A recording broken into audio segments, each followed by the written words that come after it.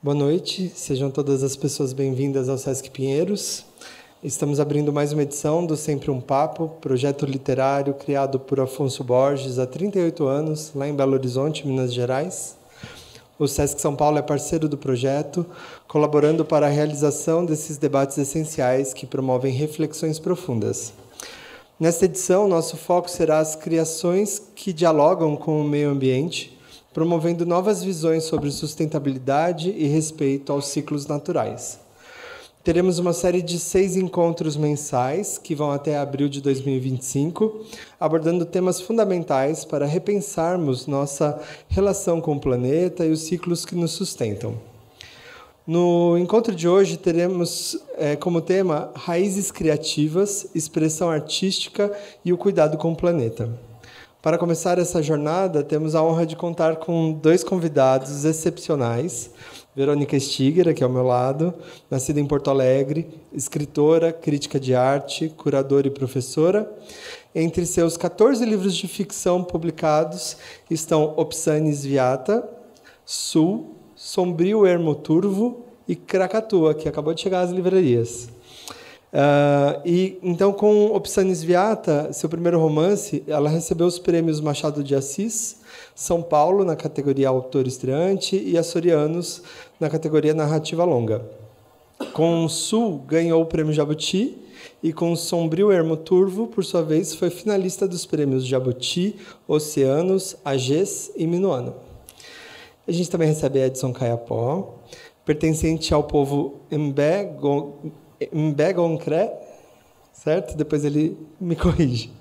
Nascido no estado do Amapá, ele é historiador pela UFMG e doutor em educação pela PUC de São Paulo, pesquisador das questões amazônicas e indígenas, é um escritor premiado pela Cátedra de Leitura da Unesco e vencedor do Prêmio Tamoios pela Fundação Nacional do Livro Infanto Juvenil. Ele é professor em cursos de graduação e pós-graduação, com foco na licenciatura intercultural indígena e pesquisador na McGill University, no Canadá. É curador também de artes e membro do Núcleo Indígena e Quilombola da OAB de São Paulo. A mediação dessa temporada do Sempre um Papo será feita por Semaia Oliveira. Ela é jornalista, escritora e cofundadora do site Nós, Mulheres da Periferia, com uma trajetória voltada ao debate sobre as desigualdades sociais e a voz das mulheres negras. Semaia traz perspectivas importantes para enriquecer todos os diálogos. Então, desejamos a todos uma noite inspiradora e rica em reflexões e trocas de ideias. Obrigado. Muito obrigada, Rafael. Achei chiquérrima essas apresentações. Muito obrigada. Bom, gente, para começar, dizer que é uma honra e uma alegria estar aqui com vocês nessa noite, abrindo mais essa temporada do Sempre um Papo, que é um projeto muito inspirador e que eu tenho a honra de estar neste momento, abrindo essa temporada. Então, primeiro, dizer que é uma emoção e uma alegria muito grande. Em segundo lugar, nós tivemos agora uma apresentação mais formal da trajetória de vocês. Eu gostaria de convocá-los a fazer uma outra apresentação da perspectiva literária. Então, partindo desse tema, as raízes criativas, onde vocês ancoraram as raízes criativas de vocês, no sentido de que, como vocês escolheram ou foram escolhidos pela linguagem de vocês, a voz de vocês, e por que decidiram usar a literatura do jeito que vocês usam hoje. Por que escolheram esse caminho. A gente combinou nos bastidores que a Verônica começaria. O Edson cantou essa bala, então, Verônica, está com você. Tá bom, não, tudo bem, começo. Então, antes de mais nada, eu quero agradecer o convite para estar aqui. É uma alegria estar com vocês nessa mesa. A gente já começou o papo, é sempre um papo, e sempre que a gente já começou antes, e, na verdade, a gente vai continuar por aqui. Bom, vamos tentar buscar essas raízes literárias. Eu poderia começar na infância, porque eu acho que é quando... Mas não se assustem, eu não vou começar lá e depois chegar até hoje 5 horas. E agora eu não resisto a lembrar de uma anedota de uma artista plástica que se chama Sophie Caille, uma artista plástica francesa, que ela até teve uma exposição aqui no Brasil, foi no Pompeia, no Pompeia, que para ela chegou uma vez um jornalista e perguntou: me fale de você. Ela, sim, mas como fala de mim, né? Aí ele: fale, né, de você. Quando é que você nasceu? Aí ela disse a data que ela nasceu e parou. Aí ele: sim, e daí? E aí ela se irritou e ficou 5 horas falando da vida dela. Eu não vou fazer isso, né? Mas, como eu disse, talvez a gente possa voltar à infância, porque eu sempre escrevi. Né? Então, é isso aí que eu queria chegar. Desde que eu aprendi a escrever... Na verdade, antes, reformulando a frase, antes de eu aprender a escrever, que a gente poderia dizer que eu fabulava, né? Então eu tinha uma amiga, uma das minhas melhores amigas, ela fazia comigo uma espécie de teatro, né? Então assim, porque os nossos pais eram amigos, e então tinha jantares nas casas um dos outros, né? E a gente ia lá para o quarto e começava a fazer peças improvisadas que a gente apresentava. Então eu acho que já começa ali, né, o meu caminho numa tentativa de improvisação, sabe, de teatro. Eu vejo a raiz, já que a gente falou em raiz, ou seja, pensar esse princípio, né, pensar esse início, eu acho que está nesses teatros que a gente fazia antes mesmo de começar a ler e escrever, né? E depois, quando começa a escrever, eu gostava muito de escrever, mas, curiosamente, eu não pensava em ser escritora. Né? É engraçado, porque também eu sempre gosto de lembrar que eu queria ser astronauta, e eu acho que tem a ver com esse livro. Depois eu faço essa conexão, mas eu acho que tem a ver com esse livro, que é talvez um olhar para a Terra de fora, né? Então, e claro, eu nasci na década de 70, né? Então eu peguei pequena justamente aquela que ficou conhecida como a conquista espacial, né? Então era uma imaginação que se abria ali, né? Uma imaginação do espaço, uma imaginação de algo que para nós era ainda era uma tremenda novidade, né? Imagina, chegar à Lua era uma coisa super recente quando eu era pequena, né? Então tinha uma série de novidades envolvidas ali. Então eu acho que um pouco também estou falando disso porque eu acho que um pouco o abrir e imaginar esse céu, sabe, o imaginar um infinito, eu acho que talvez esteja nessa raiz de querer escrever. Né, que eu acho que uma coisa... Agora eu percebo que uma coisa não está desconectada da outra. Né? Eu escrever, não querer necessariamente ser escritora, mas escrever muito, escrever ficção, e ter essa vontade de conquistar o espaço. Né? Então, ou seja, está dentro dessa imaginação espacial, né? de se abrir para o mundo. Né? Então, eu acho que eu vejo um pouco aí, nessas brincadeiras de infância, eu acho que era uma outra maneira de olhar para o planeta até, né? Mas eu vou deixar o Edson falar, porque senão eu fico falando demais, eu não vou falar 5 horas. Obrigada, Viviane. Edson, por favor. Boa noite a todos e todas. Eu também quero agradecer imensamente, né, o convite para estar aqui no Sempre um Papo, no Sesc Pinheiros. Eu morei em Belo Horizonte e morei próximo, bem encostado na CEMIG, né, e lá na CEMIG acontecia sempre um papo. E desde a década de 90 eu frequentei muito ali, né, esse evento.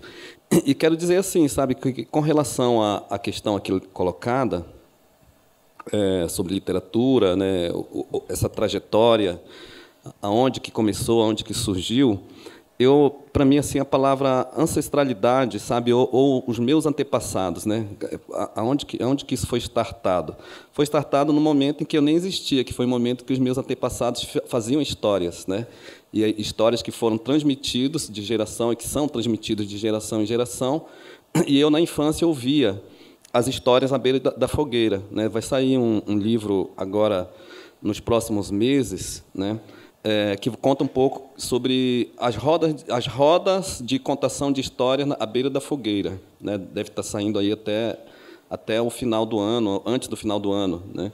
Então, eu ouvia histórias que não estavam registradas na escrita. Algumas dessas histórias, inclusive, agora estão registradas porque eu e outras pessoas temos narrado, né, feito a narrativa escrita, com toda a consciência de que são narrativas coletivas. Né? Então, a literatura que nós escrevemos, essa coisa que a gente chama de literatura indígena, eu tenho absoluta certeza e evidência de que é um conhecimento coletivo e que tem a ver com uma ancestralidade, tem a ver com histórias, com memórias que não estão narradas nos livros didáticos e nem estão nos currículos das escolas, e que nós temos disposição de contá-las. Né?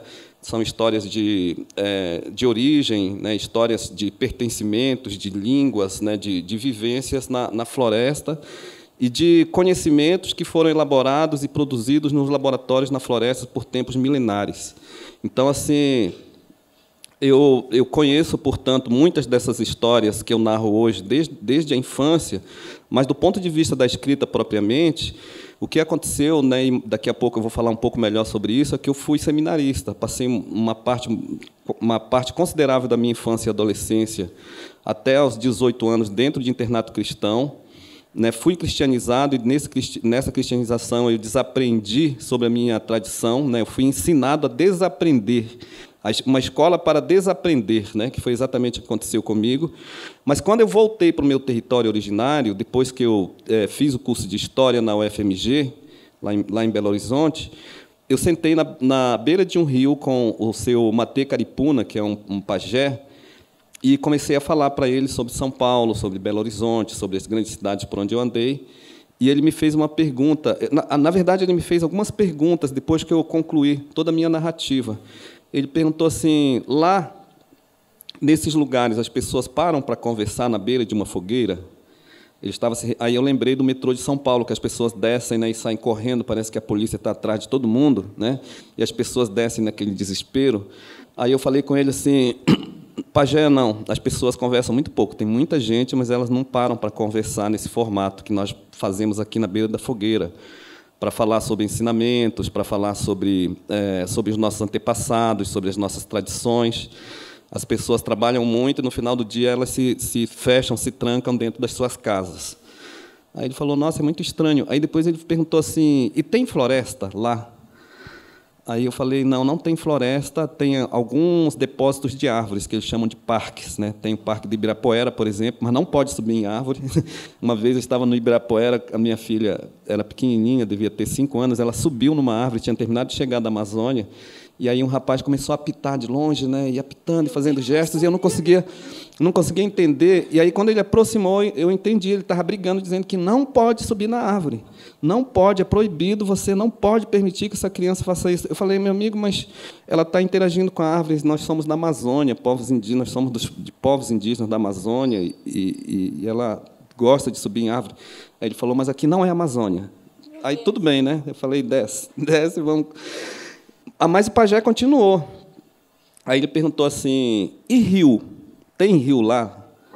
Aí eu lembrei lá do rio de Belo Horizonte, como é que é o nome lá? O rio Arrudas, né? Rio Arrudas, e lembrei do Tietê, Rio Pinheiros.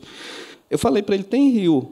Aí ele falou: mas pode nadar, pescar, tomar banho? Aí eu falei: não pode, porque é muito sujo. As pessoas jogam carro velho, geladeira velha, sapato velho, esgoto de todo tipo, e é sujo, não pode. Aí ele perguntou assim: mas por que as pessoas fazem isso? Por que elas sujam o rio?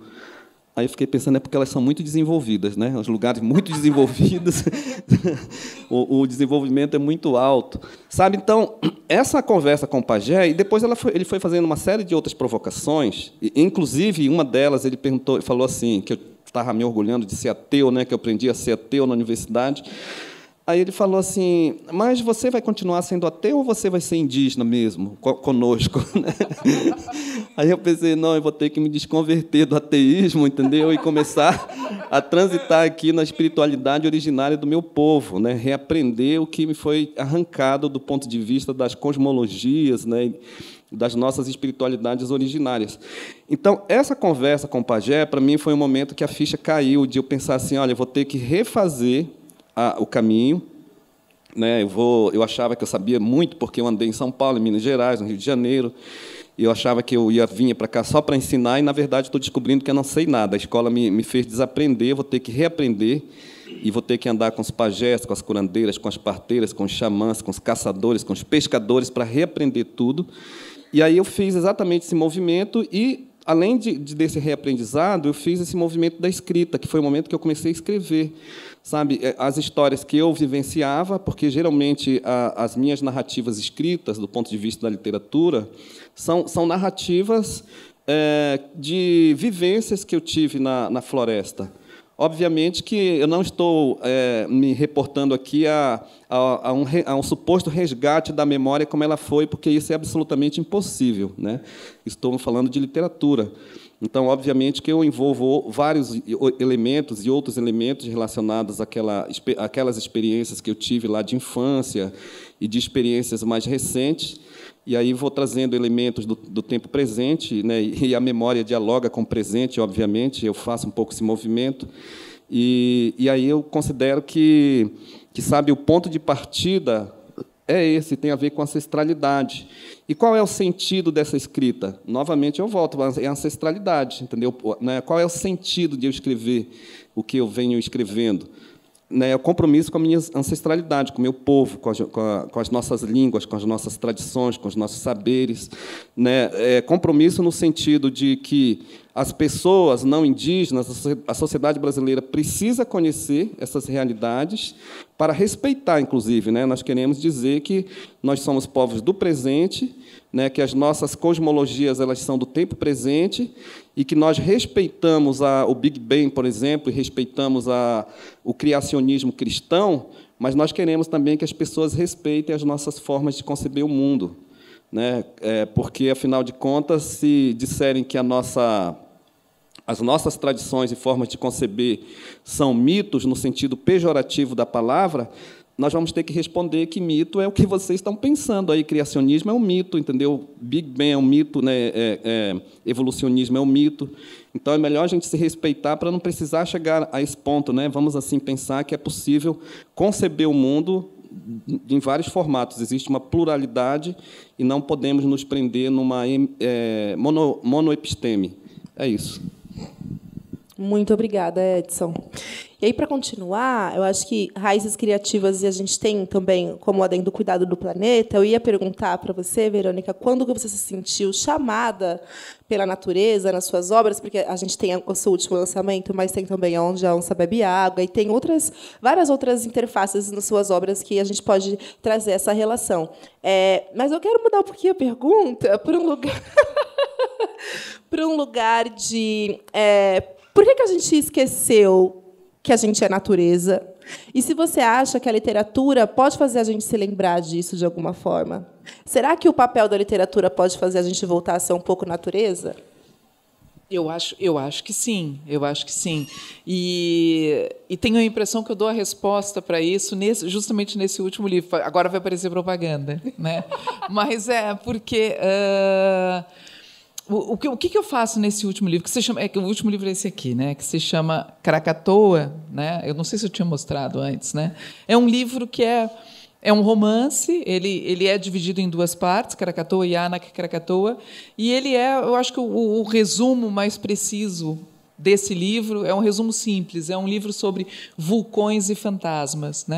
E o que eu quero dizer com isso? Eu acho que ele é um livro, eu vou explicar como é que ele começa, que eu acho que aí dá para entender mais ou menos como é que eu estava pensando, e acho que espero responder a sua questão, que ele é um livro que ele começa, o primeiro texto do livro, o primeiro relato do livro, o primeiro capítulo, ele é sobre um coro de vulcões. Então, eu até vou ler a primeira frase, se eu enxergar, porque agora estou com preguiça de abrir meus óculos aqui, que começa assim, somente depois que se fez silêncio no mundo, ou seja, eu estou falando de um tempo que tempo é esse? Depois que se fez silêncio no mundo, então é um tempo que depois fica mais claro, ao longo desse capítulo, que eu digo que é depois do começo do mundo, então, na verdade, eu estou falando de um recomeço depois de uma tragédia, alguma desgraça que aconteceu. Então, somente depois que se fez silêncio no mundo, foi possível distinguir com alguma nitidez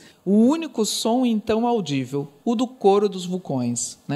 E aí ele começa, é um narrador, um homem que narra, um narrador masculino, e ele começa a falar desse som dos vulcões, fica muito claro que é só ele que ouve, porque só tem os mortos em volta dele, ele o único sobrevivente. E aí, então, o livro começa ele começa justamente com a voz da natureza. Aí que eu começo a responder a sua questão. Que natureza, nesse caso? Dos vulcões.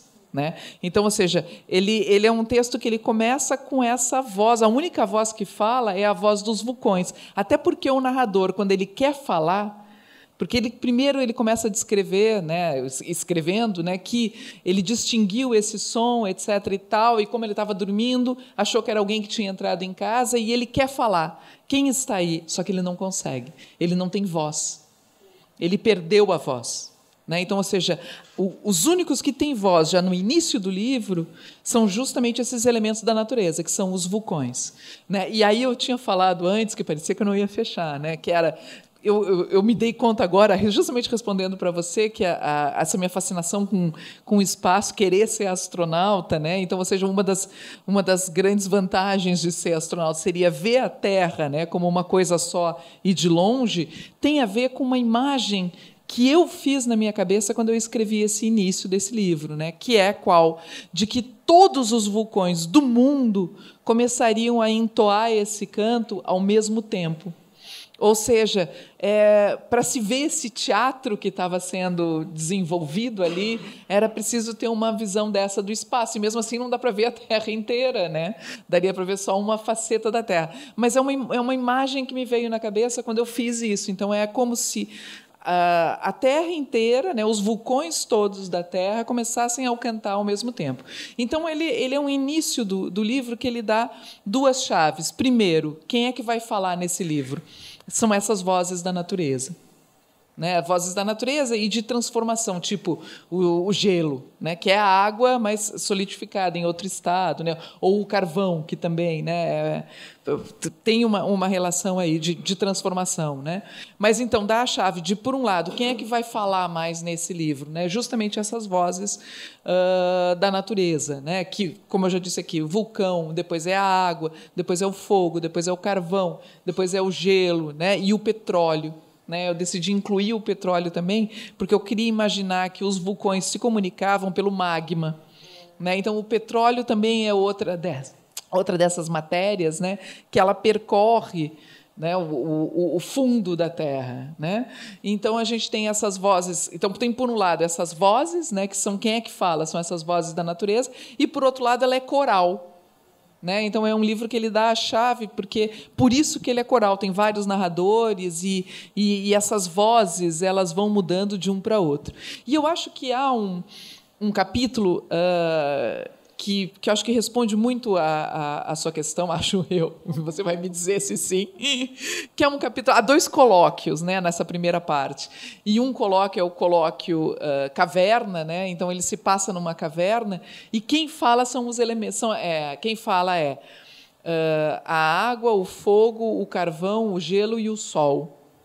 Né? Então, eles falam sobre quem? Sobre um homem que está na caverna. Um homem que está na caverna e que não fala, talvez cante, talvez chore, um homem que está nu ali. Então, o que me parece que aconteceu nesse livro? Que foi um livro escrito durante a pandemia. Né? Então, um livro escrito durante a pandemia, e, claro, a pandemia já é decorrência de uma série de transformações que o planeta está sofrendo. Né? Ela tem ligação com mudanças climáticas, etc. Né? Então, eu vivo nesse mundo. Né? Então, a gente vive esse momento. Né? Nós estávamos até um pouco antes aqui de todos vocês chegarem, nós estávamos comentando sobre esse furacão que está chegando na Flórida. Né? Um furacão cuja capacidade, sei lá como é que a gente diz, ele tem uma avaliação, a potência dele, né, era inimaginável até hoje, né, e isso se dá justamente em função dessas transformações. Então, eu vivo nesse mundo, né, e como é que isso se refletiu, me parece, na literatura? Né, me parece que se refletiu dessa forma. Né, eu acabei dando voz para a natureza, e é uma coisa que eu noto depois, a partir justamente dessas perguntas, não foi uma coisa consciente, agora eu vou fazer em função disso, não. Eu senti a necessidade de fazer os vulcões falarem, depois, né, a água, etc., e a voz dos personagens humanos ela se reduz e quase se elimina. Eles não, por exemplo, acabei de dizer, no início eles não conseguem falar, né? Então, eu acho que ela se reflete um pouco nisso. Não sei se eu fugi da sua questão, mas não. Eu acho que respondeu. E aí eu vou pedir licença, Edson. Eu vou fazer mais uma pergunta para a Verônica para a gente fazer um fechamento, e depois eu sigo com duas perguntas para você, só para a gente pegar uma última pergunta que já também estava planejada e que eu acho que faz sentido, que você falou, inclusive, numa entrevista ao Entre Linhas, que o seu desejo com esse livro era dar voz à natureza, de alguma forma, a essas forças da natureza. E aí, literariamente pensando, como foi para você dar a voz para o gelo, dar a voz, né? Esse exercício de se colocar ali como uma força da natureza que fala. Não, essa foi a maior dificuldade. Adoro essa sua questão, porque foi uma das coisas que mais me preocupou. Por quê? Porque quem escreve é humano, sou eu, né, ainda. E a questão é como fazer essas entidades, né? Eu gosto de pensar como entidades, na verdade, foi um amigo que disse, são como entidades. Eu disse, perfeito, adorei essa definição, né? Então, são como entidades, é como fazer essas entidades falarem, né, mas sem humanizá-las, né? Porque se justamente a gente tem uma, como eu acabei de explorar aqui, né, eu queria criar justamente uma cisão, né, entre o que era da natureza, né, essas entidades, e os humanos, né, homens e mulheres e crianças que aparecem ali, bebês principalmente, né? Então, como fazer essas vozes sem humanizá-las e fazer de tal forma que uma fosse diferente da outra, né, e que se reconhecesse. Olha, foi difícil, né, porque a questão era como é que eles vão falar, né? Então, acho que por isso que tem muitos que têm uma fala que é uma fala assim. Acho mais fácil. Posso ler? Pode. Porque é mais fácil. Vou ler uma pequenininha, que é mais fácil de entender. Deixa eu achar aqui. Por exemplo, o gelo, né? Ele é. Eu imaginava que ele deveria ter uma fala. Eu vou ler o do gelo, que é o menorzinho. É um monólogo do gelo. Eu imaginava que ele tinha que ser uma fala cortante, né? Ele tinha que ser cortante, ele tinha que ser curtinho e etc. Então, o gelo, no monólogo, ele só diz: é preciso extinguir o fogo, é preciso cessar o calor, que ventos polares se levantem e tragam consigo o dilúvio. A morte do gelo é tornar-se água. Né? Então, ou seja, ele tinha essa voz cortante. Aí, por exemplo, eu vou ler só o início da água. Né? Então, o gelo é assim, né? É preciso tal coisa, é preciso cortar, né? É pontual. Cessar o fogo. Imagina, eu não imaginei que quando eu lançasse o livro a gente ia estar respirando fuligem. Né? Mas é aquilo, estou vivendo nesse tempo. Né? Mas aí o monólogo da água ela já é. Uma vez disseram-me que quando os tempos chegarem ao fim, toda a magia de existir se concentrará num único peito de mulher, e deste peito sairá um grande grito, uma única e isolada voz que então deixará de ser humana para se tornar uma caixa de ressonância e desespero. Esse grito ecoará por toda a terra, etc. e tal. Viu? É outro registro. Né? Então, o difícil era fazer essa diferença de registro. Né? Então, eu acho que por isso que eles também... Então, eles têm, de uma certa forma, uma diferença de registro, que era a minha maior preocupação, e a segunda, eu acho que eles todos têm uma fala um pouco hierática. Eu acho que por isso que esse meu amigo imaginou, se parecem entidades. Né? Então, dei um pouco essa... Muito bom, Verônica, muito obrigada. E agora volto para o Edson para duas perguntas contigo, que é essa primeira do que a gente estava falando um pouco antes, do porquê que a gente esqueceu que a gente é natureza. Acho fundamental você trazer aqui para essa roda, porque a gente precisa reaprender e depois a gente vai para o Presepadas ou para um outro livro, se você preferir. Tudo bem? Então, mas por que a gente esqueceu completamente, Edson, de que a gente é natureza? Olha, fazer nos esquecer que somos natureza é um projeto, né? Um projeto do mundo moderno. Então, nós estávamos conversando mais cedo, né? E eu estava argumentando que o iluminismo, né? Que é ali o momento de esteiar, né? o mundo moderno, no formato que estamos vendo, ensinou que nós não somos natureza, nós somos seres racionais, somos humanos e, portanto, racionais, somos superiores a todas as outras formas de vida. E, como racionais, nós devemos nos apartar da natureza e enxergar a natureza como hostil, como algo hostil que deve ser dominada e transformada em bens e produtos, né, que sirvam para o nosso bem-estar. E aí, então, a humanidade declarou guerra à terra, pelo solo, pelo subsolo, pelas águas, pelo ar, né, em nome de progresso, porque a ideia é transformar a natureza em objetos e produtos, né, que comprovem o progresso humano e que, no futuro próximo, todos seriam felizes, né? Só que aí nós estamos aqui, então, no dia 8, hoje é dia 8, não é? 8 de outubro de 2024, não há felicidade. O que há é angústia, desencantamento, problemas socioambientais. Assim, existe uma questão de desequilíbrio climático que afeta o mundo inteiro igualmente. As pessoas estão angustiadas com medo de morrerem queimadas, né, com o aquecimento global, ou afogadas com as águas que sobem rapidamente, como o que aconteceu, por exemplo, lá no Rio Grande do Sul. Por falar em Rio Grande do Sul, Guaíba, né, essa palavra Guaíba, que as pessoas ficam discutindo se é um rio ou um lago, Guaíba, na etimologia tupi, né, é uma palavra que seria, assim, tradução livre, seria tipo terra encharcada, pântano, né? Guaíba é uma palavra da tradição indígena.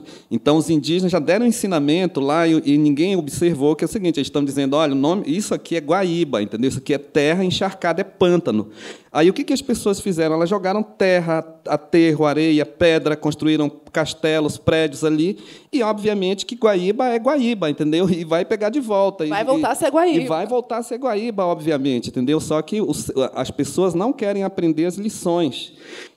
Na década de 1980, quando os engenheiros começaram a construir lá em Angra dos Reis a usina nuclear, os Guarani que viviam lá tentaram dialogar com os engenheiros para dizer que não podia construir ali, que ia dar errado.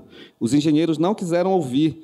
Construíram e a usina lá desabou, né? Olhem aí os noticiários aí na internet, está lá, desabou geral, né? Ali a usina nuclear.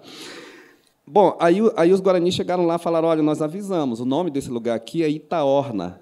Itaorna significa pedra podre, entendeu? Né? O que construir aqui vai cair. E desabou. Aí os engenheiros tiveram que buscar uma tecnologia de engenharia civil, não sei de onde, entendeu? Para dar conta de construir a usina, que foi um segundo momento de construção.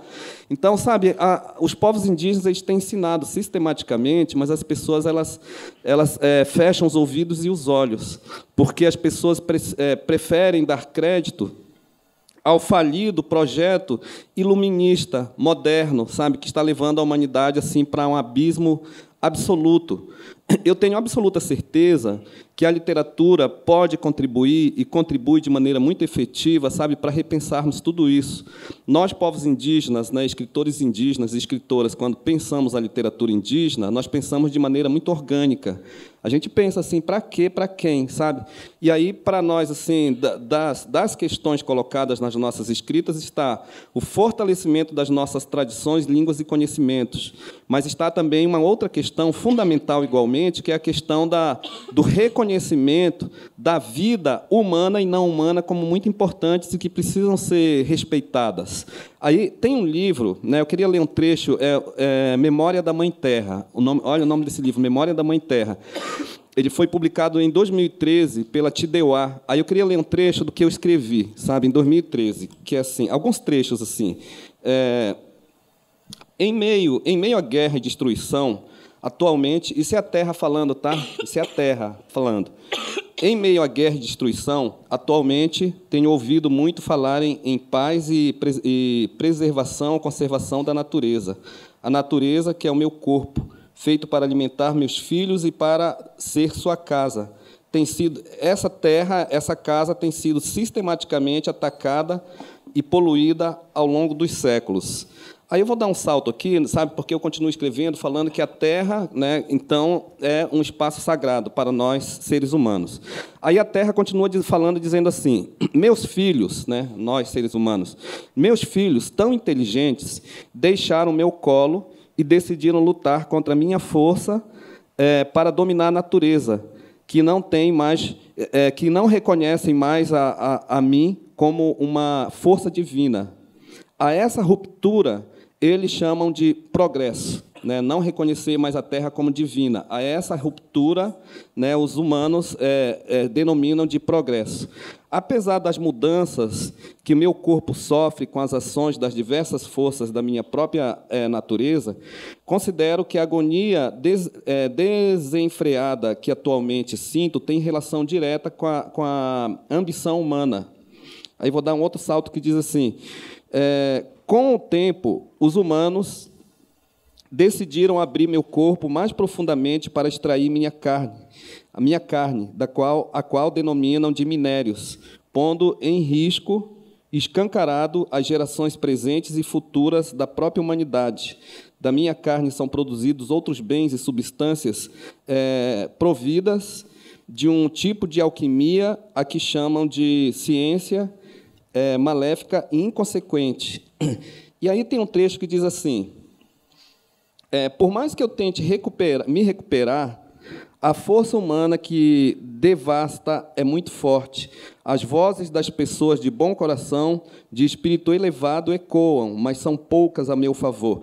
E aí continua um diálogo são vários capítulos, são vários capítulos mesmo, né? Que é assim como se fosse a Terra falando das suas angústias, sabe, do sofrimento que ela vem passando, que tem a ver com esse projeto de progresso humano, né? E que nós estamos chamando na ciência de antropoceno, que é esse comportamento perverso da humanidade, que tem a ver com progresso e que foi muito bem construído ali no iluminismo, e que nós temos levado adiante e temos promovido desencantamento, temos promovido muita dor, muita angústia, e se continuarmos nessa pegada, os problemas vão ser piores, sabe? A angústia vai ser pior. Só que eu fico pensando assim e fico preocupado que a minha voz, assim, no sentido de que a minha voz ecoe como negacionismo. Quero dizer que não é negacionismo. Olha só, nós seres humanos somos a parte mais fraca, sabe, dessa teia de vida, vida humana e não humana. Se a humanidade desaparecer, provavelmente as coisas vão continuar por aqui pela Terra, sabe? Mas se as florestas e os rios desaparecerem, muito provavelmente a humanidade não continuará por aqui, sabe? Porque ela não conseguirá, né, permanecer por aqui. Então, nós, seres humanos, temos que nos comportar, porque a Terra pode dar nota zero para nós, sabe? E dar nota zero pode significar que a Terra pode transformar nós, seres humanos, em poeira cósmica, sabe? E aí a vida vai continuar por aqui, outras formas de vida, as montanhas. Eu queria pedir a permissão só para ler um trecho de um poema de um rapaz, né, que se denomina como Alberto Caeiros, né? Alberto Caeiro, um Fernando Pessoa, né? O Fernando Pessoa escreveu Eu e Outros Eus, né? Então ele é cheio de eus. E tem um poema que foi publicado no livro Guardador de Rebanhos, que na internet é apelidado de Metafísica. É um poema longo. Eu quero ler só um trecho que ele diz assim: não acredito em Deus porque nunca o vi.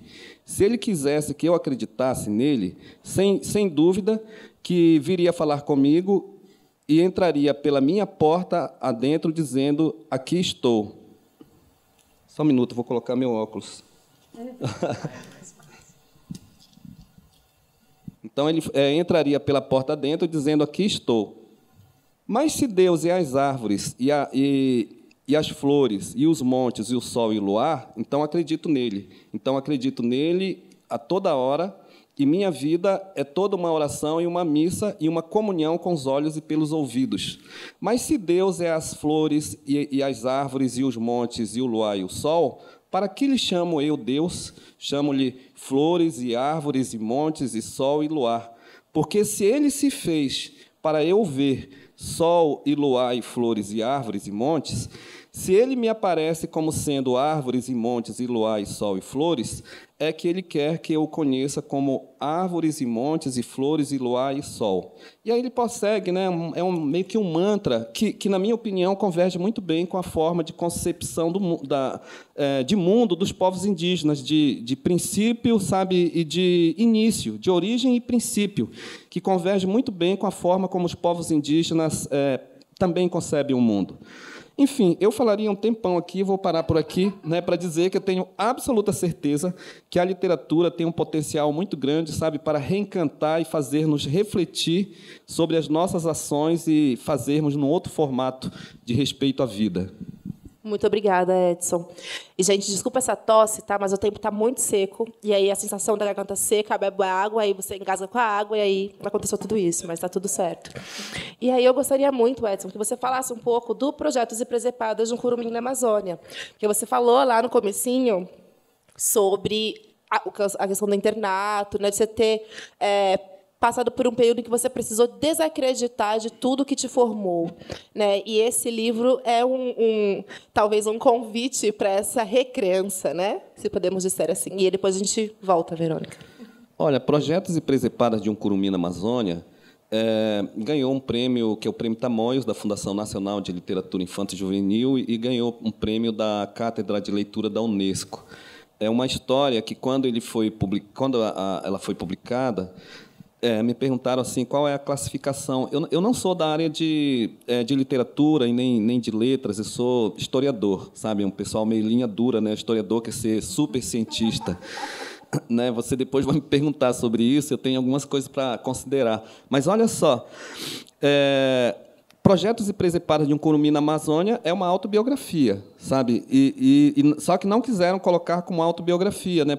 Colocaram, eu acho, como romance. Eu falei, bom, coloque como vocês quiserem, mas, no final das contas, eu estou contando assim, um pouco da minha história de infância, de uma criança que vive andando na floresta amazônica, né, tomando banho em grandes rios, como o próprio Rio Amazonas, e que nunca foi numa escola de natação, porque nós aprendemos a nadar nadando nos grandes rios, né? Nós aprendemos a nos alimentar caçando e pescando desde pequenininho. Então, as coisas elas se dão de maneira muito prática. As crianças andam em grandes grupos, né? E sempre tem algum adulto por perto observando. Então, eu narro um pouco essa vida de infância e depois narro sobre uma ruptura, que é o momento em que eu fui levado para o internato em Altamira, saí do Amapá e fui para Altamira, que é estado do Pará, numa viagem muito longa, que é descrita aqui na narrativa, né, em barcos, né, nos grandes rios ali da Amazônia, mais de uma semana de viagem. Depois, a chegada no internato e uma fachada escrita assim, Educar para a Eternidade. E aí comecei a receber doutrina, sabe, assim, sistemática, doutrina, inclusive, que afirmava que as tradições indígenas eram do demônio e que nós tínhamos que, né, então, nos apartar das tradições indígenas, das cosmologias e espiritualidades indígenas, para nos apropriarmos da verdade, né, que é única.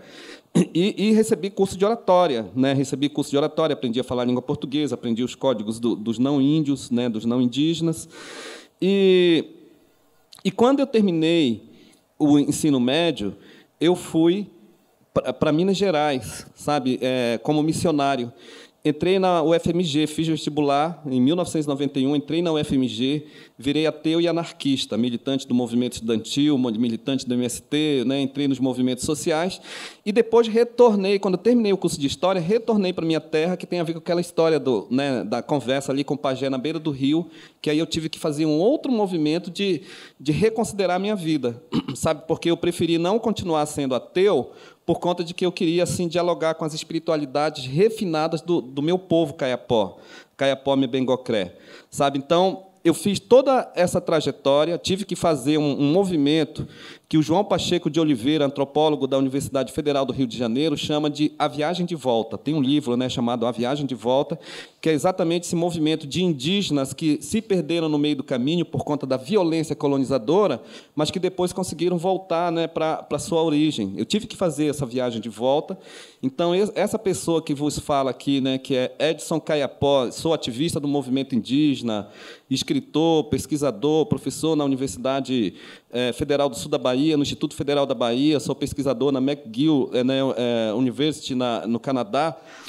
Obviamente que eu sou o resultado de todo esse movimento, né? Então, as pessoas me perguntam assim, sabe, sim, foi bom ou não foi você ter aprendido os códigos dos não-índios, né, a ciência, e ter ido para o internato? Aí eu tenho que dizer, olha, calma aí, entendeu? Porque hoje a luta é para que a escola seja amansada, a escola não precisa ser violenta, como foi comigo. Todos nós queremos ser graduados, mestres e doutores, sabe, em qualquer área. Só que nós não precisamos e não devemos, não merecemos passar por um processo violento como esse que eu passei, sabe? Então, a escola tem que ser amansada, a escola tem que repensar suas práticas violentas, colonizadoras, de não tolerância com a diversidade sociolinguística e cosmológica, especialmente no Brasil. Olha, o Brasil é um país, sabe, que, além da língua portuguesa, tem mais 275 línguas fluentemente faladas, que são as línguas indígenas. São mais de 300 povos diferentes. Uma diversidade de conhecimento assim, absurdamente grande que a sociedade brasileira não respeita, não quer conhecer e não quer dialogar com esses saberes. Muito obrigada, Edson. Depois de tudo isso, Verônica. Agora vai ser difícil. Muito difícil. Muito obrigada, Edson, porque a gente, de fato, precisa... É o que eu estava falando um pouquinho antes. Exato, né? E eu estava pensando, enquanto o Edson falava, que foi muito violento esse processo pelo qual ele passou. Muito. É de uma violência absurda, é o terror, né? Ainda mais querer que você abandone quem você é, né? Para se tornar um outro, para é horrível. E aí, enquanto você falava, eu estava pensando que, na verdade, a escola, o que a gente deveria aprender na escola era, pelo menos, uma parte dessas línguas outras, né? Exatamente. Né? Porque lá pelas tantas o Edson tinha dito, né? Me perguntaram, mas não era legal aprender né, a língua, etc. Sim, mas a gente também poderia aprender as outras línguas, né? Por que as nossas escolas não ensinam? Né? E por que a gente nunca presta atenção? Eu acho que você falou de que os homens fecharam os olhos e os ouvidos para as traduções reais, né, de Guaíba, né, e de outros significados. Eu ia falar disso também. Mas, assim, a prepotência nos trouxe até aqui, né? Eu acho que, além de fechar os olhos, a prepotência nos trouxe até aqui. O desacreditar completamente daquele saber e achar que, de fato, você é a pessoa que é detentora da sabedoria e que os seus meios vão sanar, vão resolver o Guaíba, vão resolver, sabe? Então, a gente não conhece a língua, a gente não conhece os significados e a prepotência nos trouxe até aqui, ou seja... Não, e sobre o Guaíba, porque o Edson lembrou do Guaíba, eu sou gaúcha, né? Eu acho que não dá para disfarçar o sotaque. Eu já desisti de dizer que eu perdi o sotaque, porque não é verdade, eu não perdi de todo. Né? Mas, falando do Guaíba, porque o Edson lembrou, né? Que falam-se que não é rio, não é lago. Olha, desde que eu me conheci por gente, todo mundo sabe no Rio Grande do Sul que ele não é um rio, mas a gente chamava ele de rio por comodidade narrativa, né, como diz o Borges. Agora, para mim, é uma questão política chamar o Guaíba de rio, por uma razão muito simples. Não sei se vocês repararam, e agora na enchente isso ficou muito claro, né, nas notícias sobre a enchente, só se referiam ao Guaíba como lago, por uma razão que é uma razão terrível, né, que é... se ele é classificado como lago, se pode construir a 30 metros de sua margem. Se ele é um rio, só a 200. Então, vocês já entenderam a questão predatória que tem aí por trás, né, nessa nomeação e nessa mudança de nomeação de rio para lago. Então, para mim, agora, é óbvio, todo mundo sabe, não é um rio, não é um estuário, ele é uma coisa muito, muito particular, tanto que a gente chama de Uoguaíba, lá no Rio Grande do Sul. Mas, quando eu me refiro a ele, para mim, agora, não há dúvida nenhuma, Rio Guaíba, porque é uma maneira de preservar um pouco mais esse predatório, né, que tem das incorporadoras querendo construir as margens do Guaíba para piorar ainda mais a situação. Né? Sim. E, gente, a gente vai abrir para vocês perguntarem, tá? Já eu estou controlando o tempo aqui, né, Rafael? Qualquer coisa você me grita. Já a gente vai fazer essa abertura. E, por enquanto, eu sigo aqui. E aí eu gostaria de ouvir vocês agora um pouquinho, ouvindo tudo que vocês têm dito até agora, que é como tem chegado nas pessoas, como tem sido esse retorno para vocês? Estava no roteiro? Não, porque o quê? Não tem problema, assim que é divertido. Porque... eu fico me perguntando como a gente tem feito para refletir sobre essas mudanças que a gente precisa fazer internamente para aprender a conviver novamente com a natureza. É um exercício, a gente precisa estar muito disposto, certo? Como é que vocês têm percebido o retorno dos leitores e das leitoras, né? Essa reflexão tem acontecido, essas provocações das forças da natureza, como você traz nos seus livros, e como você traz nas suas obras, esse diálogo está começando a acontecer? Vocês sentem isso? Verônica. Estou pensando. Bom, esse aqui é muito recente, né? Mas eu acho que já dá para perceber alguma coisa, né? Eu acho que até um convite para vir aqui, né, no Sempre o Papo com esse tema, eu acho que já reflete um pouco isso. Já dá para perceber que se está tratando a natureza de uma maneira diferente, né? Então, por exemplo, as mudanças climáticas, todas essas questões que nós estamos discutindo, elas não se tornam tema, né? Mas no livro, como eu já expliquei, a natureza vem à frente, né? Então o humano fica quase como um coadjuvante ali, né? Mas eu acho que já está tendo alguma resposta nesse sentido, né? Mas você mencionou muito rapidamente um outro livro meu, que é um livro infantil, que é o Onde a Onça Bebe Água, né?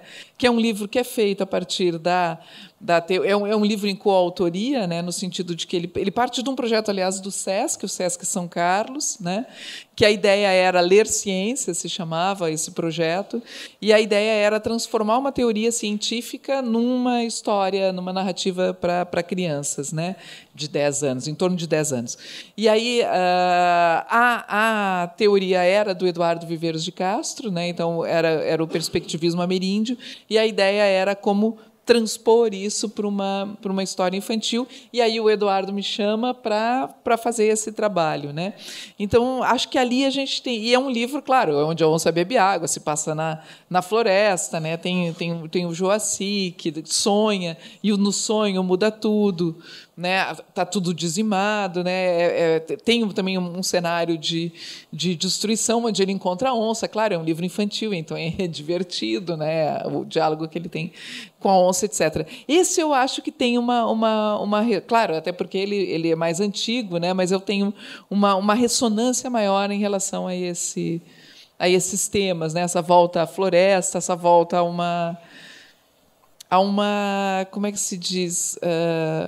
A um perceber que a gente está integrado, né, nesse ambiente. Nós somos parte desse ambiente, né? Não é assim, nós temos que domar tudo, né? Nós somos parte desse ambiente, né? Senão acaba como quase aquela anedota do escorpião, né, que pega a carona, não me lembro com que bicho, e mata, né? É um pouco o que a gente faz, né? A gente se mata, né? A gente se mata. E para você, Edson, como tem sido? Você tem recebido esse retorno, esse diálogo tem acontecido? Olha, nós que estamos assim diria na linha de frente do debate, da escrita, nós sempre queremos que as coisas aconteçam de maneira mais acelerada. Mas eu consigo assim fazer considerações a respeito disso, no sentido de pensar assim que tem tido avanços, sabe?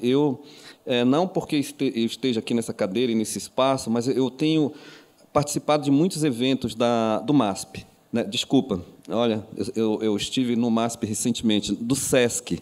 Inclusive, aqui no SESC Pinheiro, já estive várias vezes dando oficina, participando de uma série de eventos aqui, mas nos SESCs, outros aqui de São Paulo, mas também de outros estados. Semana passada, estivemos num evento muito lindo, que eu estive também na curadoria, lá no SESC de Porto Seguro, um evento chamado Etnicidades. Então, o SESC tem pautado esse debate, questão indígena e questão ambiental, né, pautado com muita intensidade, mas não só o SESC, outras instituições, as universidades, as escolas. Existe hoje não, né, desde 2008, a Lei 11.645 de 2008, que fala da obrigatoriedade do ensino de história e cultura afro-brasileira e indígena nas escolas. Então, assim, sabe, existe alguma mobilização que nós queríamos que fosse muito mais acelerado, obviamente. Isso é uma coisa. Agora, sabe, tem uma coisa assim que me deixa um pouco angustiado, que é o de pensar que as pessoas assim têm muita dificuldade de abrir espaço para esse tipo de debate, de leitura, de escrita, né, sobre questões ambientais, questões étnico-raciais. Só que agora, diante, né, das crises ambientais, né, desse desequilíbrio climático que nós estamos vendo, né, eu diria assim, no primeiro momento, infelizmente, tivemos que chegar aí para que as pessoas começassem a acordar, abrir os olhos, né, porque as pessoas estão com medo de morrer, né? Elas estão com medo de morrer nesse momento ou estão com medo de que os seus filhos e netos morram no futuro próximo, né? Então, assim, por conta disso, e que está muito evidente que o negócio tá feio mesmo, né, que os ventos estão muito fortes, as chuvas estão muito intensas, né? As secas estão muito intensas, o ar está muito seco, né? E aí as pessoas começam a ficar com medo, pensando assim, pô, a gente tem que fazer alguma coisa, entendeu? A gente tem que procurar aí os indígenas para conversar com as pessoas ambientalistas, pessoas que são sensíveis às questões ambientais, porque elas podem ajudar. Só que é importante dizer que os povos indígenas estão, olha, há séculos, entendeu, falando sobre esses problemas. Desde que os portugueses chegaram aqui em 1500, os indígenas estão dizendo, olha, esse negócio está errado, entendeu? Porque eles chegam aqui destruindo tudo e matando todo mundo, esse negócio está errado e vai dar errado. Só que ninguém nunca quis ouvir as vozes indígenas, sabe? Mas nós temos disposição para dialogar, sempre tivemos. eu queria pedir permissão assim para falar de uma narrativa. Eu gosto muito do Ailton. O Ailton é meu mestre, grande mestre mesmo de ensinamento. Então, o Ailton faz uma fala em um documentário chamado Guerras do Brasil, episódio número 1. Ele diz assim que, quando os portugueses chegaram aqui em 1500, eles chegaram fedidos, perebentos, famintos e, cansados, doentes, né? Assim, intensamente doentes. Os indígenas poderiam ter pegado esses caras e matado todos eles afogados, porque eram milhões. Nunca teve negócio de vazio demográfico aqui, né? O Eduardo Neves, arqueólogo da USP, fala de 10 milhões de indígenas só na Amazônia no ano de 1500, né? Então, não tinha vazio demográfico. Aí o Ailton diz, então, podíamos ter pego esses caras e matado todos eles. Mas não foi isso que fizeram, porque os indígenas quiseram e querem ainda hoje o diálogo. Aí chamaram lá os pajés, as curandeiras, os xamãs para cuidar, né, deles, curar as doenças. Chamaram um grupo de pescadores, caçadores e coletores para buscar comida gostosa para esse pessoal. Coloca rede macia, coloca esteira macia no chão para eles dormirem e descansarem, porque nós queremos ser amigo deles. Esses caras se recuperaram e, num período de 30 anos, quase exterminaram os nossos, com cristianismo e com arma de fogo. Depois de mais de 500 anos de tudo isso, nós continuamos apostando no diálogo. Nós estamos dizendo da necessidade de dialogarmos em favor da vida. Os povos indígenas não são salvadores de nada. Nós não temos nenhuma intenção de sermos salvadores da terra. Inclusive porque quem tem que se salvar não é a terra, somos nós. Então, nós temos que fazer uma unidade das mãos, em favor da vida humana e não humana, e particularmente em favor da nossa vida aqui no tempo presente e das futuras gerações. Eu acho que essa lição aí nós temos que aprender, e os povos indígenas têm muita disposição de fazer essa conversa. Estamos todos convocados e convocadas, não é? O tempo todo. Tem pergunta? Tá. Por favor. Obrigada, gente. Boa noite, tudo bem? Meu nome é Luísa. É uma pergunta, assim, eu acho que até meio pegar a percepção de vocês, porque eu trabalho com sustentabilidade corporativa e eu frequento muito Sempre um Papo, sempre, os festivais. Então, eu meio que estou um pouco dos dois lados, em que eu trabalho com as empresas no dia a dia e também estou aqui ouvindo questões mais ambientalistas, mais focadas e mais digamos, com intenções que ali são mais focadas, né, na questão ambientalista.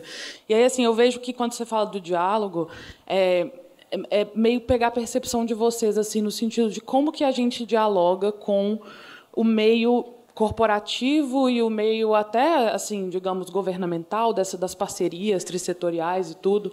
Como que a gente faz essa ponte? E é difícil falar como, né? Porque também é difícil buscar uma solução, assim, que vocês me falem, faz isso, faz aquilo. Mas é mais a percepção de que existe uma teimosia ali, né? Nesse meio do dinheiro, né? Existe uma teimosia ali de que é tudo sobre o lucro, sem pensar nesse futuro nosso, né? Então, vocês falaram, o pessoal está com medo, a gente está com medo de morrer, mas eu ainda vejo que, no mundo do dinheiro, assim, no mundo empresarial, ainda parece que não chegou um pouco desse medo ainda, sabe? Então, assim, mas qual a percepção de vocês, se vocês veem um avanço, e também se vocês veem como fazer esses diálogos com esse mundo que pensa de um lado tão financeiro, né, e não do lado da vida, assim. Mas essa percepção. Obrigada, gente. Edson. Agora, o Edson é mais especialista. Não, olha, essa questão aí, ela não é fácil, não. Eu estive recentemente num evento organizado pela Editora Globo, que era exatamente com grupos corporativos, sabe? Eu fiquei com medo quando recebi o convite, né, para fazer uma conversa, né, num espaço muito chique, né, nas pessoas sentadas em mesas com comidas muito chiques e bebidas, e nós termos que falar para grandes empresários, né, grandes corporações, sobre como fazer mudar o rumo das coisas, né, com foco na COP30, que vai acontecer ano que vem em Belém. Reunião de cúpula, né, para discutir sobre questão de desenvolvimento e questões ambientais. Mas sabe que eu quero dizer, assim, em primeiro lugar, sabe, uma fala meio assim, eu diria forte, que é de pensar que existe uma tendência, né, desses grupos corporativos, dos grandes grupos corporativos, existe uma tendência deles morrerem afogados e queimados, abraçados com dinheiro, sabe? Não quererem abrir mão do negócio, sabe? Para eles, tipo, que se exploda tudo, né? Que morra todas as onças e todas as florestas e todas as andirobeiras, todos os beija-flores, todas as jiboias, enfim, todas as crianças, né? Vamos continuar aqui tomando Coca-Cola e ganhando muito dinheiro. Mas, sim, e tem uma outra coisa, né? Muitos desses grupos e pessoas apostam no negacionismo, de dizer, não, mas isso aí é um movimento natural, não tem a ver com a intervenção humana, com a ação humana na Terra. É porque a Terra está mudando de eixo, e aí tem toda uma teoria que tem um cunho negacionista, no sentido de negar que nós, seres humanos, estamos devastando, sabe? Que nós precisamos mudar os nossos comportamentos por aqui. Não querem mudar, né? Ou então continua apostando no progresso, que é no sentido de pensar, bom, mas eu, como tenho muito dinheiro, vou escapar, os pobres vão morrer. Eu vou comprar umas pílulas, né, que vão, né, me fazer muito forte, eu vou continuar vivendo aqui num espaço onde outros não viverão. Enfim, eu acho que a primeira fala que eu quero fazer é essa, que é uma fala drástica, mas eu prefiro uma segunda fala, sabe, que tem a ver com ideias para adiar o fim do mundo. O Ailton Krenak me falou que ele foi numa palestra e ele ouviu uma fala muito pessimista de um grande cientista, autoridade, que de maneira brilhante, falou, olha, era para os seres humanos terem mais cuidado e não tiveram, agora não tem mais jeito, entendeu? Se nós apagarmos todas as luzes, todos os motores, apagarmos tudo, sabe, no mundo inteiro, infelizmente, não tem mais jeito. A gente só tem que esperar a hora do apocalipse, porque, né, a destruição já está num processo avançado, igual um câncer em estágio terminal. Não tem mais volta. Aí o Ailton ouviu isso e foi para casa, sabe? Foi para casa dele, dormiu e acordou no outro dia e falou, essa fala está errada, eu quero repensar isso, entendeu? Porque não é possível, nós não podemos admitir uma derrota desse tipo. E aí talvez seja muito, assim, eu diria, utópica, sabe? Pensar e apostar no otimismo, que as pessoas elas têm que, sabe, mudar, e elas precisam mudar, e nós temos que ser insistentes em termos de mudança, sabe? E aí o Ailton Krenak diz assim, ideias para adiar o fim do mundo, é isso aqui que nós estamos fazendo, por exemplo, sabe? Não é ele dizendo receita para adiar o fim do mundo, ele está dizendo porque tem pessoas, entendeu? Boas, pessoas de ideias boas, de bom coração, pessoas sensíveis, e essas pessoas são as pessoas que vão fazer narrativas orais e escritas para adiarmos o fim do mundo, e aí o Ailton fala especialmente os indígenas, porque os indígenas são aqueles que, historicamente, estão falando da destruição. Olha, tem uma carta famosa lá do cacique Seattle, que é do século XIX, lá nos Estados Unidos, que o presidente dos Estados Unidos mandou uma carta dizendo queremos comprar a sua terra, a terra do teu povo. Ele leu assim, né, e falou, mas como assim ele quer comprar? A terra não é nossa. A terra não nos pertence, nós que pertencemos à terra, como é que a gente vai vender uma coisa que não é nossa? Sabe? Aí ele já levantou esse questionamento, que é um questionamento que os povos indígenas estão levantando o tempo todo. Nós não pertencemos, a terra não nos pertence, nós que pertencemos a ela. Então, eu aposto, sabe, no otimismo, sou otimista e aposto na ideia de que nós vamos conseguir vencer e convencer essas pessoas, sabe, que estão apostando nesse progresso devastador, né, para que elas mudem de posição, mudem de lado. Talvez a COP30 seja um espaço privilegiado para nós fazermos essa discussão. Eu fico feliz, para encerrar, eu fico feliz de ter participado de um evento de pessoas lá, de grandes corporações, que tiveram disposição de ir lá para me ouvir, sabe? Eu falei, poxa, que felicidade.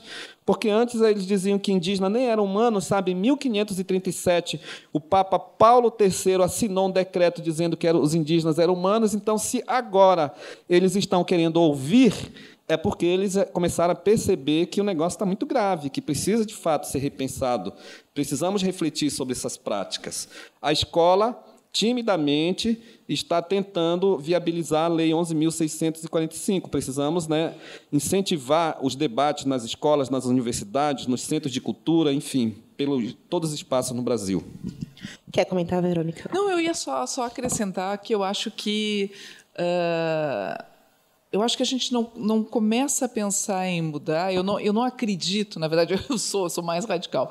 Eu não acredito em pensar numa sustentabilidade sem pensar antes, sem fazer antes uma grande crítica ao capitalismo, né? Porque eu acho que o problema todo é o sistema.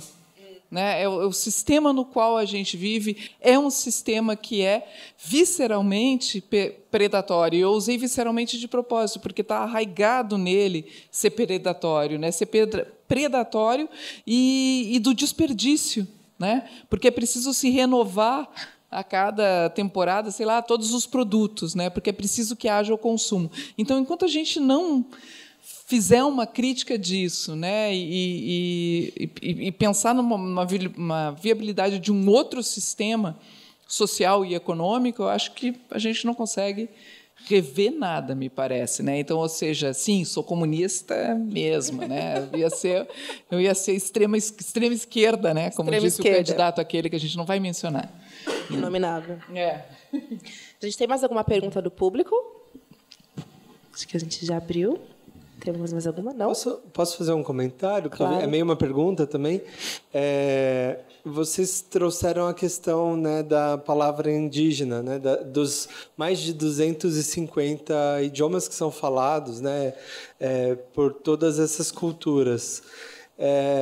E daí eu fiquei pensando também nesse desafio que Verônica tem também da palavra, né? A literatura é essencialmente palavra, e a gente tem esse exercício de burilar a palavra, encontrar a palavra que diz aquilo que a gente gostaria de expressar de alguma forma, né? E fiquei pensando sobre essa ignorância que a gente tem em relação às palavras indígenas que estão no nosso cotidiano e que revelam, né, esses lugares, né? Vocês falaram do Guaíba, eu fiquei lembrando de Cumbica, né, que foi construído um aeroporto num lugar que chama lugar de neblina. A neblina que baixa, não é? Eu acho que é. Sim. Então, e a gente teve aqui no Sesc Pinheiros a oportunidade de conhecer um pouco mais, por exemplo, sobre o Iorubá. E eu achei muito curioso como entender a fonética, a pronúncia, o significado dessas palavras revelam novos mundos. Então, se vocês puderem falar um pouco também sobre isso, assim, de talvez como que esses novos mundos podem ser revelados a partir dessas palavras que a gente pode escolher, usar daqui para frente, de alguma forma. Verônica, quer começar? Pode ser. Não, eu vou começar lembrando que no Brasil se falava língua geral, né? Até o século XVIII. Isso não é por aí, né? Então foi outra coisa que foi destruída. O que era a língua geral, né? Era justamente uma mistura do tupi com o português, né? Então juntava, né? Claro, era obviamente uma forma já violenta ali, mas se preservava ainda, pelo menos, um conhecimento de pelo menos um tronco, né? de língua indígena e até isso, né, foi tirado da gente. Então a gente não tem mais isso, e sobra, claro, a gente está cercado de expressões e de lugares que vêm de línguas indígenas, né? Cumbica, Anhangabaú, Ibirapuera, né? A gente pode listar vários, né? É só sair por aí e ver Araraquara, né? Lembrando dos Sescs, né? Araraquara, etc. Né? Sério, pelos nomes dos Sescs a gente vai também pegar várias, né? Então, ou seja, ficou aí, né? Então a gente tem um pouco dos resquícios dessas línguas, né? E aí não só do tupi, mas também, como você falou, do iorubá, né? Eu acho que o Museu da Língua Portuguesa ele faz muito esse resgate, né? Volta e meia nós vemos nas exposições como eles nos mostram que está tudo ali, né? As palavras que nós usamos, né? E que talvez o que eu estava falando é que talvez a gente pudesse aprender um pouco mais sobre isso nas escolas, né? Eu não sei se era isso que você queria. É por aí. Edson. Olha, a sociedade brasileira e particularmente as escolas, né, essas instituições educacionais, não quiseram historicamente diálogo com as tradições, línguas indígenas, cosmologias, né? Muito pelo contrário, assim, fizeram um tanto de coisas absurdas. Quando eles diziam que iam ensinar, eles faziam uma coisa assim, né, de lembrar Vamos pensar assim nas coisas mais recentes. Lembrar do índio no 19 de abril, que é o único dia, né, para falar de folclore, inclusive, né, porque índio é passado, né, o índio está congelado no tempo passado, índio é passado. Então, o lugar do índio é no passado. A gente lembra que no 19 de abril, dança, inclusive, a música da Xuxa, né, Índio Fazer Barulho, para lembrar direitinho, coloca as crianças, né, com o rostinho pintadinho, cocá de cartolina para dançar e lembrar do folclore. E aí vem as generalidades, né, as generalizações. Índio. Aí o Daniel Munduruku eu gosto dessa provocação dele. Daniel fala assim: índio é um metal, né? Essas luzes de LED, né, TV, essas telas de LED, elas são produzidas a partir do metal índio, que é um metal maleável, né? E o índio, como todo elemento químico, tem número atômico e massa atômica. Então, se a gente for na tabela periódica, tem lá IN, né, que é a sigla do índio, e tem lá todas essas coisas, número atômico, massa atômica. Nós não somos isso, tá? Nós não somos índio. Eu sou Caiapó. O Daniel Munduruku é Munduruku, o Ailton Krenak é Krenak. Né? Lá próximo do meu povo, né, onde vive meu povo, tem o povo Assurini, tem o povo Xicrim, tem o povo Aiuai, tem o povo Palicur, tem o povo Caripuna, tem o povo Galibi, tem o povo Wayampi, e são mais de 300 povos diferentes que as pessoas querem enquadrar tudo em índio, sabe? Índio, não sei de onde que inventaram, né? Enfim, não vou gastar minha energia sobre isso, mas definitivamente essa generalidade não corresponde, ela é injusta com relação às nossas diversidades sociolinguísticas. E aí fala assim, todo índio fala tupi. Não, olha, tudo bem, nós temos que respeitar e conhecer tupi, porque, inclusive, a língua tupi, que existiu até 1755, né, terminou ali com o Diretório dos Índios, a língua tupi ela foi base da língua geral falada no Brasil. Só que o povo Caiapó, por exemplo, não fala a língua tupi, sabe? Nós falamos a língua mebengocré. São muitas línguas diferentes. Quem fala mebengocré não consegue se comunicar com quem fala a língua tupi.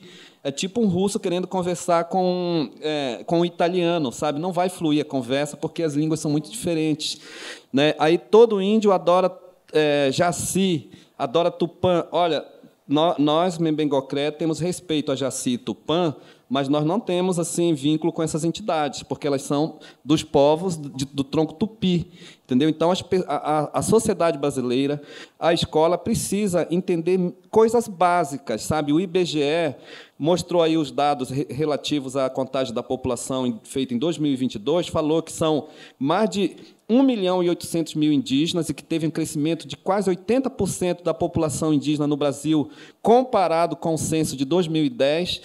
Todos os estados e municípios do Brasil têm povos indígenas, têm pessoas indígenas nas universidades, nos centros de cultura.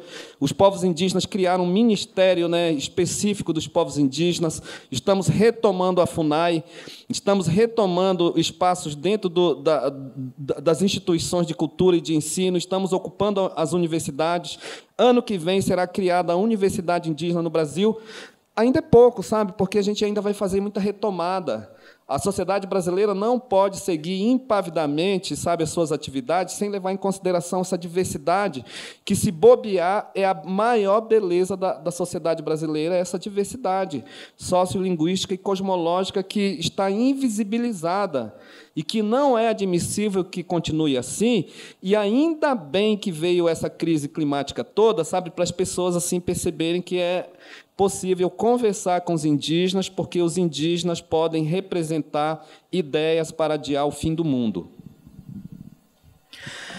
Muito bonito e muito inspirador. E ouvindo vocês, e ouvindo o que o Edson trouxe agora, eu penso muito também na população negra brasileira, né? O quanto negro, ser negro, essa grande generalização, não diz nada sobre nós, né? E como, nesse momento, a gente também, na atualidade, busca as nossas raízes e o significado das nossas palavras e a nossa religião, e essa busca de voltar para algum lugar que nos foi tirado e que também compõe a população brasileira, né? Então, essas generalizações que não nos servem e nos esvaziam, na verdade, né? É uma luta constante da gente se reencher o nosso copo d'água, na verdade, né? E aí a gente está chegando no final, né? A gente tem 10 minutinhos, posso encarar assim? Eu gostaria de fazer uma pergunta para você, e depois eu faço uma pergunta para o Edson. Verônica, quando você se propôs a escrever Krakatoa, e mexer com as forças da natureza, que é uma força invisível, mas muito presente, você encontrou algum limite, algum respeito você precisou impor para lidar com essas forças? Como foi esse momento de fato, se deixar levar para buscar todas essas vozes? Como foi esse encontro e se houve algum limite nesse mergulho? Bom, eu acho... Não sei se entendi bem a ideia de limite, né? Mas eu acho que, um pouco como eu já falei, tinha essa grande dificuldade de como lidar com essas forças, né? E eu acho que eu também me refiro muito às forças porque eu sempre imagino elas muito maiores que nós, né? Sim.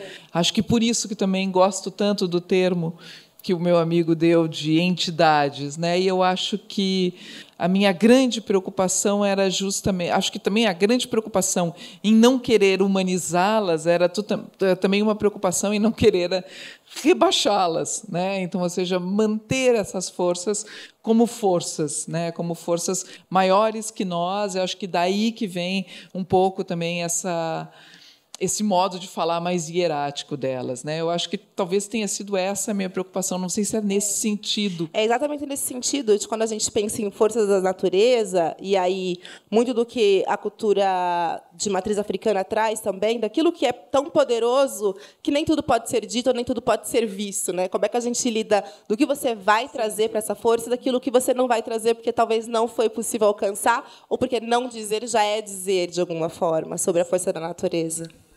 Sim, é sempre uma grande dificuldade. A minha ideia era... Eu acho que talvez a minha maior preocupação era mantê-las assim. Repara que toda vez que eu falo, eu boto a mão no alto, né? Porque eu imagino elas no alto, né? Então, era manter elas nessa... longe, né? Assim, nos olhando de cima. Tá. Edson, você mencionou um pouco mais cedo que a gente ia falar sobre essa sua transição do historiador para a literatura. Por que a literatura te convocou tanto, né? Porque você já disse para a gente muitas vezes do seu ativismo, da sua incidência, do seu papel como docente, como professor, dentro da universidade, nesse lugar acadêmico. Mas a literatura também é sua seara hoje, né? Por que esse convite da literatura foi inevitável para você? Olha... não sendo objetivo na resposta, sabe, mas fazendo rodeios, primeiro eu preciso dizer assim, que a minha área de formação, né, inicial, inclusive, que é a história, é uma área dura, sabe, porque os historiadores eles estão o tempo todo em busca de uma verdade. E a verdade, ela obviamente é construída através de uma metodologia e tal, mas é preciso verdade, né? Então, os meus colegas historiadores, eles ficam me perguntando assim, mas por que, assim, como é que você foi parar na literatura, sai da história e vai para a literatura? Tem um modo mais radical de cobrança, sabe? No meu trabalho, os meus colegas falam assim, Edson, você precisa escrever artigos científicos, entendeu? Você precisa publicar, porque a gente precisa apresentar resultados. A gente tem que apresentar resultados para as instituições, para o MEC, não sei para quem. E aí eu falo assim, mas eu estou escrevendo, olha aí, literatura. Não, mas literatura não tem validade, porque não é um conhecimento científico, entendeu? E particularmente científico no campo da história. Aí eu falei, olha, meu amigo, eu acho então que a gente vai ter que fazer uma conversa com a CAPES, sabe? Porque a CAPES não pode continuar assim, desconsiderando essas escritas, porque nós estamos nos propondo, inclusive, a fazer um movimento de reencantamento, de adiar o fim do mundo, e o pessoal quer que a gente escreva uma outra coisa sem o pé no chão, sabe? Então, assim, o que me convoca, e que não é fácil fazer essa transição, por conta dessas pressões todas institucionais, de colegas, de profissão, de história, sabe? O que me convoca é a força da ancestralidade, sabe? O diálogo com os povos indígenas, essa proximidade com os povos indígenas, as escutas que eu faço, o respeito que eu tenho aprendido a ter com as lideranças indígenas, sabe? Que me aproxima de um conhecimento que, para mim, é muito significativo e que é muito mais fácil trazer para o campo da literatura, sabe? Que é uma linguagem mais tranquila, mais leve, do que levar, de repente, para um outro campo de conhecimento. Então, eu insisto, inclusive porque nós temos um grupo de escritores indígenas, sabe, muito bem organizado, de maneira muito orgânica. Inclusive, em novembro, teremos o Encontro Nacional de Escritores Indígenas no Rio de Janeiro, né, que aí é o momento que a gente discute, assim, sabe, o que a gente vai escrever, qual é o sentido, vamos minimamente tentar alinhavar aqui algumas questões coletivas nossas de escritores indígenas para dar o recado para a sociedade brasileira, né? Então, eu embarquei nisso tudo, porque eu acredito, obviamente, no meu pertencimento, nas minhas cosmologias. Eu quero encerrar falando de uma história que é trágica, mas ela tem um lado que, para mim, foi muito construtivo e positivo. Há alguns anos atrás, um carro que eu estava a serviço, indo para uma aldeia, foi interceptado por pistoleiros lá no sul da Bahia, na BR-101. Pistoleiros que chegaram gritando, tem um índio dentro do carro, estavam se reportando a mim. Eles pararam o carro, me arrancaram de dentro do carro, me deram um monte de pancada na BR-101, sabe? Depois jogaram gasolina no carro e atearam fogo, entendeu? E me ameaçaram de morte, apertaram gatilho de revólver na minha cabeça e tal, não saía bala. E aí, depois de tudo que aconteceu, que para mim foi muito traumático, eu fiquei pensando assim, um espírito meio rebelde, sabe, meio que querendo dizer assim, poxa, mas eu fico muito triste porque os meus antepassados, os espíritos da floresta, não me protegeram no momento que tinham que me proteger, eu brigando comigo mesmo, né? E aí os meus antepassados responderam, falando assim, meu filho, mas você está vivo ou está morto? Né? O que você está reclamando de quê? Você estava lá com um monte de gente com arma na sua cabeça, apertando o gatilho, entendeu? Colocaram fogo no carro. Você está aí reclamando, levanta e vai, entendeu? Que a luta tem que ser construída, entendeu? A gente tem que construir isso aí. Olha, o planeta não pode acabar, não que eu vá salvar o planeta, mas, poxa, né, a gente tem que assumir um compromisso de colaborar nesse processo de repensar as relações humanas na Terra. E esse repensar se dá no campo da literatura, muito no campo da literatura, e uma literatura que nós estamos produzindo em diálogo com a sociedade brasileira e, particularmente, em diálogo com os nossos povos. Então, eu vou muito nas comunidades indígenas, tanto do meu povo quanto de outros povos, para aprender, obviamente, com eles e, a partir daí, fazer o diálogo na literatura. E aí eu quero fechar mesmo dizendo que eu concordo muito bem com a minha colega Verônica, no sentido de que tem que repensar o capitalismo, sabe? O capitalismo, olha, eu acho que não tem jeito. Pensar numa sociedade livre, numa sociedade emancipada, numa sociedade de equilíbrio climático dentro do modo de produção capitalista, eu sinceramente desconfio que esse negócio não vai dar certo, entendeu?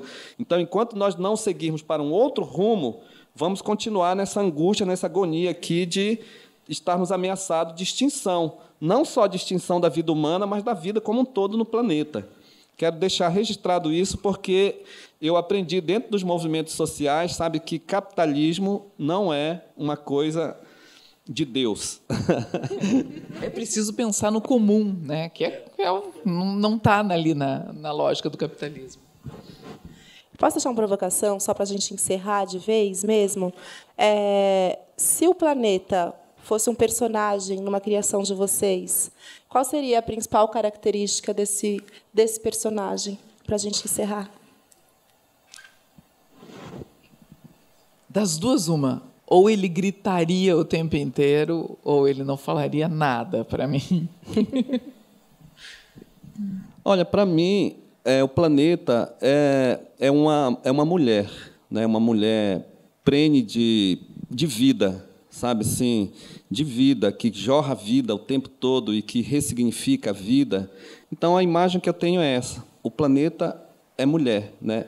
O planeta é mulher, né? Essa imagem que eu consigo ter plena de vida.